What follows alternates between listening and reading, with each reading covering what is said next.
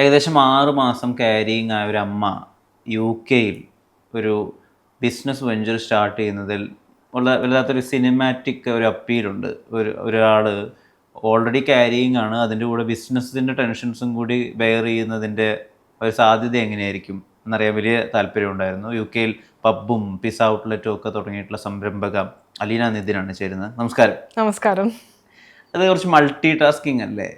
നമ്മൾ ഓൾറെഡി നമ്മുടെ ഉള്ളിലൊരു ജീവനുണ്ട്, നമ്മൾ പുറത്ത് ഒരു പുതിയ ബ്രാൻഡിന് ജീവൻ കൊടുത്തുകൊണ്ടിരിക്കുകയാണ്. എങ്ങനെയായിരുന്നു ആ ഒരു കാലഘട്ടം? ഒരിക്കലും ഈസി ഉള്ളൊരു കാലഘട്ടം അല്ല. പക്ഷേ നമുക്ക് എന്തെങ്കിലും ചെയ്യണം എന്നുള്ളൊരു സ്ട്രോങ് ഇന്റൻഷൻ ഉണ്ടെങ്കിൽ നമ്മുടെ ഉള്ളിലുള്ള ജീവനെയും സെക്യൂർ ചെയ്ത് പുറത്തുള്ള ജീവനെയും സെക്യൂർ ചെയ്തിട്ടുള്ള രീതിയിൽ ചെയ്യാൻ പറ്റുന്നുള്ളൊരു കോൺഫിഡൻസ് ഉണ്ടായിരുന്നു. Then I had a strong pillar next me, my husband Nithin. So ഞങ്ങൾ രണ്ടുപേരോട് ഒന്നിച്ച് ചെയ്തു. രണ്ടുപേരല്ല, 2.5. ഞങ്ങൾ 2.5 ഒന്നിച്ച് ചെയ്തു എന്ന് പറയാം. ഒരു പിസ്സ ബ്രാൻഡ്, അതും UK-യിൽ സ്റ്റാർട്ട് ചെയ്യുക, ഒരു MBA ഒന്നും കയ്യിലില്ലാത്ത ഒരാൾ ഒരു ബിസിനസ് വെഞ്ചർ സ്റ്റാർട്ട് ചെയ്യാൻ പോകണം, നഴ്സിംഗ് ഡിഗ്രി ഉള്ള ഒരാൾ, ഒരുപാട് പുൾ ബാക്ക് ചെയ്യുന്ന ഫാക്ടേഴ്സ് ഉണ്ടാവില്ലേ? അപ്പോൾ ഒരുപാട്. അപ്പം മെയിൻ ഫാക്ടർ എന്ന് പറഞ്ഞാൽ ഞങ്ങൾ ഈ തോട്ട് ആരോടും പറഞ്ഞിട്ടില്ല. നമ്മൾ നമ്മുടെ ഐഡിയാസ് പല ആൾക്കാരോട് പറയുമ്പോഴാണ് നമുക്ക് പുൾ ബാക്ക് ചെയ്യാനുള്ള ഒരു ഓപ്ഷൻസ് പറയുന്നത്. അപ്പം പല ആൾക്കാരും പറയായിരിക്കും, നിനക്കൊരു ജോലിയുണ്ട്, ഇനി അത് പോയി നീ ഇത്ര ടെൻഷൻ എടുക്കണോ, ബിസിനസ് ചെയ്താൽ ലോസ് വരും. അപ്പം ഈ ഐഡിയാസ് ഒന്നും ഞങ്ങൾ ഒരു മനുഷ്യരോടും പറഞ്ഞിട്ടില്ല. ഈവൻ ഞങ്ങൾ ഫാമിലിയോട് പോലും പറഞ്ഞിട്ടില്ല കേട്ടോ. ഞങ്ങൾ ഇന്നതൊന്ന് എടുത്തതിന് ശേഷമാണ് ഞങ്ങളുടെ ഫാമിലിയും ഫ്രണ്ട്സും സറൗണ്ടഡ് ആയിട്ടുള്ള കംപ്ലീറ്റ് ആൾക്കാരും അറിയുന്നത് പോലും ഞങ്ങൾ ഇങ്ങനെ ഒരു ബിസിനസ് സ്റ്റാർട്ട് ചെയ്തു എന്ന്. അപ്പൊ അതുകൊണ്ട് ഞങ്ങൾക്ക് പുൾ ബാക്ക് ചെയ്യാനുള്ള ഒരു ഓപ്ഷൻ ഇല്ല. പല ആൾക്കാരോട് പറയുമ്പോഴാണല്ലോ, പല ഇൻഫർമേഷൻസ് വരുമ്പോഴാണല്ലോ നമുക്ക് അത് വേണ്ട എന്നുള്ളൊരു തോട്ട് വരിക. അങ്ങനെ ഒരു തോട്ട് ഞങ്ങൾക്ക് അപ്പൊ വന്നില്ല. സന്തോഷ് ജോർജ് കുളങ്ങരയുടെ ഒക്കെ അഭിമുഖത്തിലൊക്കെ പറയുന്ന ഒരു കാര്യമുണ്ട്, ഈ പബ്ബുകൾ എന്ന് പറഞ്ഞാൽ മലയാളിയുടെ ഒരു പൊതു സദാചാര ബോധമുണ്ട്. പബ്ബുകളിൽ എന്തോ കുഴപ്പം പിടിച്ച കുറെ കാര്യങ്ങളൊക്കെയാണ് നടക്കുന്നത്, അല്ലെങ്കിൽ പബ്ബുകൾ നമ്മുടെ സംസ്കാരത്തിനെതിരാണ്, അങ്ങനെ വിധത്തിലുള്ള ഒരുപാട് മുൻവിധികളൊക്കെ ഉണ്ടായിരുന്നു മലയാളിക്ക്. ഈയിടെയായിട്ടാണ് അത് കുറച്ചൊക്കെ ആയിട്ട് മാറി തുടങ്ങിയിട്ടുള്ളത്. അപ്പൊ UK-യിൽ പോയിട്ടൊരു മലയാളി പബ്ബ് തുടങ്ങുന്ന സമയത്ത് നമ്മളെ ജഡ്ജ് ചെയ്യുന്ന ആളുകൾ ഉണ്ടാവും. എങ്ങനെ ആ തോട്ടിനെയൊക്കെ ഓവർകം ചെയ്തിട്ടുണ്ടായിരുന്നു? അങ്ങനത്തെ അഭിപ്രായങ്ങളൊക്കെ വന്നിരുന്നോ? അങ്ങനെ പല അഭിപ്രായങ്ങളും വന്നിരുന്നു. പക്ഷെ ആ അഭിപ്രായങ്ങളെല്ലാം ഞാൻ ഈ ചെവി കൂടി പുറത്തു വിട്ടതേ ഉള്ളൂ. അഭിപ്രായങ്ങൾ പറയുന്നവരൊന്നും ചെയ്യാനില്ലാത്ത ആൾക്കാരാണ്. എന്തെങ്കിലും ചെയ്യുന്ന ആൾക്കാർക്ക് സ്ട്രോങ് ഡിറ്റർമിനേഷൻ, സ്ട്രോങ് ഡ്രീംസ് ഉണ്ടാവുള്ളൂ. അതായിരുന്നു എൻ്റെ മെന്റാലിറ്റി. ഇപ്പൊ ഞാൻ ചെയ്യുന്ന വർക്കിൽ ഞാൻ പാഷനേറ്റും ഞാൻ കറക്റ്റായിട്ട് ചെയ്ത് കഴിഞ്ഞിട്ടുണ്ടെങ്കിൽ എനിക്ക് അതിൽ സക്സസ് ഉണ്ടാവും. പക്ഷെ ഈ പറയുന്ന ആൾക്കാർ അന്നും ഇന്നും വീട്ടിലിരുന്ന് പറയുകയുള്ളൂ, അല്ലാണ്ട് അവരൊന്നും ഉണ്ടാക്കാൻ പോകുന്നില്ല. But what we have done, we given new life to our dream. അപ്പം അത് ചെയ്തു. ഇപ്പം പബ്ബാണെങ്കിലും എന്ത് ബിസിനസ് ആണെങ്കിലും നേരെ ചെയ്തിട്ടുണ്ടെങ്കിൽ നല്ലൊരു ഇൻകം റിസീവ് ചെയ്ത് നല്ല രീതിയിൽ പോകാൻ സാധിക്കും. Many brands have proven that. The same thing only we also doing here. ഒരു വിന്റർ കാലഘട്ടത്ത് UK-യിൽ പോയി ഇറങ്ങുകയാണ്. അപ്പോൾ നമ്മുടെ കൾച്ചറൽ ഷോക്ക് എന്ന് പറഞ്ഞൊരു കാര്യമുണ്ടല്ലോ. അതായത് എപ്പോഴും മലയാളി എന്ന് പറയുമ്പോൾ ഓർക്കുക ഒരു വീടും അച്ഛനും അമ്മയും കുട്ടികളും അയൽക്കാരും കൂട്ടുകാരും അല്ലേ? നമുക്കൊരു സിസ്റ്റം ഉണ്ട്, നമുക്കൊരു സോഷ്യൽ കൺസ്ട്രക്റ്റ് ഉണ്ട് മലയാളിയുടെ. അതിന് കംപ്ലീറ്റ്ലി വേറൊരു പോളിൽ നിൽക്കുന്ന ഒരു സംസ്കാരത്തിലേക്ക് പോയി ഇറങ്ങിയൊരു അലീനയുണ്ടല്ലോ. അവരെ ഓർക്കുമ്പോൾ ഇപ്പൊ എന്താ തോന്നുന്നത്? ഒരു പുസ്തകത്തിന്റെ പുറകോട്ടേക്ക് വായിച്ചിട്ട് കാര്യമില്ലല്ലോ. മുന്നോട്ടുള്ള ജീവിതമല്ലേ നമ്മൾ നോക്കണ്ടത്. ഞാൻ എന്തായിരുന്നു, എന്റെ ഫാമിലി എന്തായിരുന്നു, അത് തന്നെ കണ്ടിന്യൂ ചെയ്തിട്ടുണ്ടെങ്കിൽ അതിലൊരു കാര്യമില്ല. അപ്പം പലരും പറയാറുണ്ട്, ഇപ്പം ഞാൻ ഒരു മിഡിൽ ക്ലാസ്സിൽ ഫാമിലിയിൽ ജനിച്ചത് എന്റെ തെറ്റല്ല.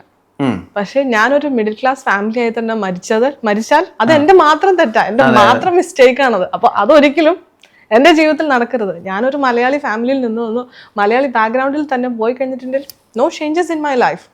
I want to make changes in my life. Me and my husband want to make some innovations. അതാണ് ഞങ്ങൾ ചെയ്തിരിക്കുന്നത്.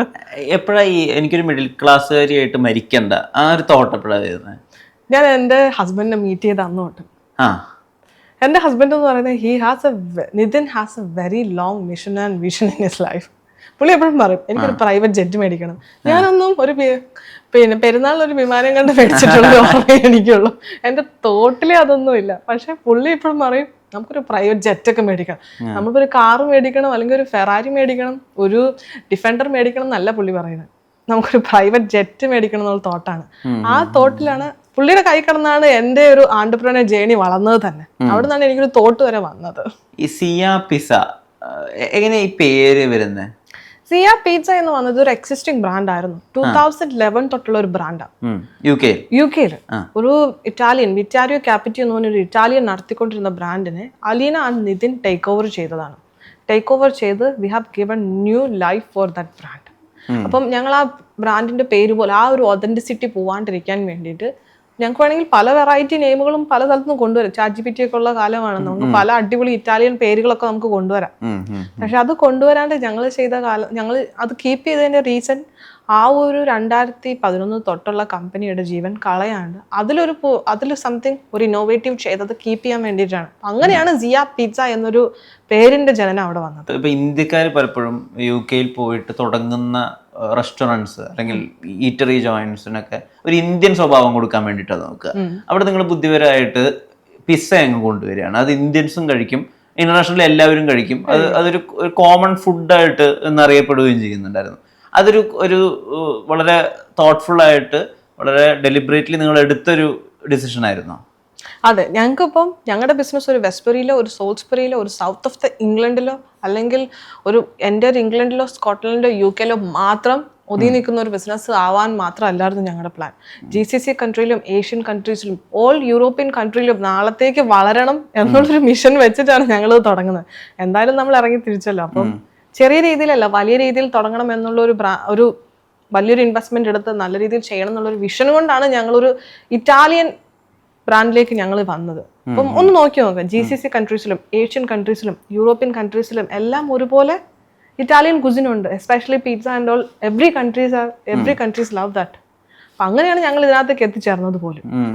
ഇപ്പൊ ഇതിന്റെ ഒരു ജേർണി എടുത്ത് വായിച്ചു നോക്കുന്ന സമയത്ത് ഒരു ടേബിൾ 2 ടേബിൾ ആവുന്നു, അല്ലെങ്കിൽ 2 ടേബിൾ 4 ടേബിൾ ആവുന്നു. പിന്നെ ആദ്യമൊക്കെ കുറച്ച് ഓർഡേഴ്സ് വരുന്നത് പെട്ടെന്ന് ഈ ഡെലിവറി ഏജൻസിന്റെ ഒരു റഷ് വരുന്നു. ഇതിന് നമ്മളായിട്ട് എടുക്കേണ്ട ഒരു ഇനീഷ്യേറ്റീവ് ഉണ്ടല്ലോ, ഒരു സംരംഭം തുടങ്ങിയിട്ട് ആളുകളിലേക്ക് എത്തിക്കണം. ആ ഡേയ്സ് എങ്ങനെയായിരുന്നു സിയയിലേക്ക് എന്തിന് ആൾക്കാർ വരണം? കാരണം ഡോമിനോസ് ഉണ്ട്, പപ്പ ജോൺസ് ഉണ്ട്, സിസി പോലത്തെ ഒരുപാട് ഇറ്റാലിയൻ വലിയ ബ്രാൻഡുകളും ഉണ്ട്. അപ്പം സിയയിലേക്ക് എന്തിന് ആൾക്കാർ വരണം? അപ്പം അത് മൈൻഡിൽ കീപ്പ് ചെയ്താണ് ഞങ്ങളുടെ മാർക്കറ്റിംഗ് ചെയ്തത്. അപ്പം അതിന് പിന്നെ യൂസർ ഫ്രണ്ട്ലി ആയിട്ടുള്ള ഒരു വെബ്സൈറ്റ് ഞങ്ങൾ ക്രിയേറ്റ് ചെയ്തു. പല ഡെലിവറി പ്ലാറ്റ്ഫോമുകളിലും ഞങ്ങളുടെ ഫുഡ് ഐറ്റംസ് ഞങ്ങൾ ലിസ്റ്റ് ചെയ്തു. അങ്ങനെയാണ് ഈ ഒരു ടേബിൾ 2 ടേബിൾ ഒരു ഡെലിവറി 2 ഡെലിവറിയിൽ നിന്നും ഇത്രയും ഡെലിവറിയിലേക്കും ഇത്രയും റഷുള്ള ഒരു റെസ്റ്റോറൻറ്റിലേക്ക് ഞങ്ങൾക്ക് വരെ സാധിച്ചത്. ഞങ്ങൾ അതിന്റെ ലിമിറ്റേഷൻസ് എവിടെയാണെന്ന് മനസ്സിലാക്കി ഫുഡ് സൈഡിലാണെങ്കിലും പല ഇന്നോവേഷൻസും കാര്യങ്ങളും വരുത്തിയിട്ടാണ് ഞങ്ങൾ ഈ ഒരു ഡ്രാസ്റ്റിക് ചേഞ്ചസ് അതിനകത്ത് കൊണ്ടുവന്നത് തന്നെ. പബ്ബ്, ഗാസ്ട്രോ പബ്ബ്, ഈ ആലോചനകളൊക്കെ എപ്പോഴാണ് വരുന്നത്? ഒരു പിസ്സ ജോയിന്റ് ഇവിടേക്കുള്ള ഒരു എക്സ്റ്റൻഷൻ അത് എപ്പോഴാണ് തുടങ്ങുന്നത്? ഞങ്ങൾക്ക് സിയയുടെ സംതിങ് ഇന്നോവേഷൻ അല്ലെങ്കിൽ സംതിങ് ന്യൂ ചെയ്യണമെന്ന് വീണ്ടും തോട്ട് വന്നു. നമ്മളിപ്പോൾ ചെയ്തുകൊണ്ടിരിക്കുന്നതിൽ മാറി എന്തെങ്കിലും ന്യൂ ചെയ്യണം. I don't do the Italian gastro pub. ഈ ഗാസ്ട്രോ പബ് എന്ന് പറയുന്നത് തന്നെ പല ആൾക്കാർക്കും ഡൗട്ട് ഉണ്ട്, അതെന്താണ് സംഭവം.